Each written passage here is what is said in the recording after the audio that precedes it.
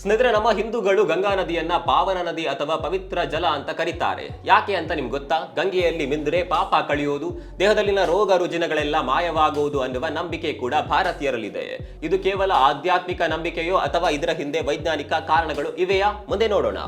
ಬ್ರಿಟಿಷರು ಭಾರತಕ್ಕೆ ಬಂದ ಸಮಯದಲ್ಲಿ ನಮ್ಮ ಭಾರತೀಯರು ಗಂಗಾ ನದಿಯನ್ನ ಪವಿತ್ರ ನದಿ ಅಂತ ಪರಿಗಣಿಸಿರುವುದನ್ನ ಗಮನಿಸ್ತಾರೆ. ಅದೇ ಸಮಯದಲ್ಲಿ ಕಾಲರಾ ರೋಗ ಭಾರತ ಮತ್ತು ಯುರೋಪ್ನಲ್ಲಿ ಬಹಳ ವೇಗವಾಗಿ ಹರಡ್ತಾ ಇತ್ತು. ಕಾಲರಾ ನೀರಿನಿಂದ ಹರಡುವ ಸಾಂಕ್ರಾಮಿಕ ರೋಗ. ಈ ರೋಗ ಹರಡೋದಕ್ಕೆ ಮುಖ್ಯ ಕಾರಣವಾಗಿದ್ದು ಲಂಡನ್ನ ಥೇಮ್ಸ್ ನದಿ. ಭಾರತದಲ್ಲಿ ಇಂಥದ್ದೇ ನೈರ್ಮಲ್ಯ ಪರಿಸ್ಥಿತಿಗಳು ಎದುರಾಗಿದ್ದವು. ಆದರೆ ಗಂಗಾ ನದಿಯ ದಡದಲ್ಲಿ ವಾಸವಾಗುವ ಜನರಿಗೆ ಕಾಲರಾ ರೋಗ ಹರಡೋದಿಲ್ಲ.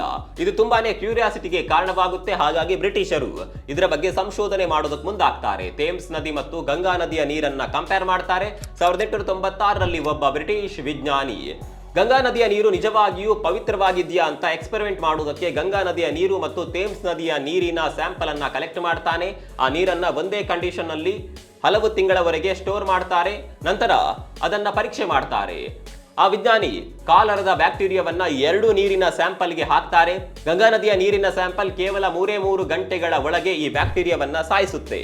ಇದರಿಂದ ಗಂಗಾ ನದಿ ಬ್ಯಾಕ್ಟೀರಿಯಾ ಪೇಜಸ್ ಹೊಂದಿದ್ದು ಅದಕ್ಕೆ ಬ್ಯಾಕ್ಟೀರಿಯಾಗಳನ್ನ ಕೊಲ್ಲುವ ಸಾಮರ್ಥ್ಯ ಇದೆ. ಅಷ್ಟೇ ಅಲ್ಲ, ಈ ನದಿಗೆ ಸ್ವಶುದ್ಧೀಕರಣ ಮಾಡಿಕೊಳ್ಳುವ ಸಾಮರ್ಥ್ಯ ಇದೆ ಅನ್ನೋದು ಪ್ರೂವ್ ಆಗುತ್ತೆ.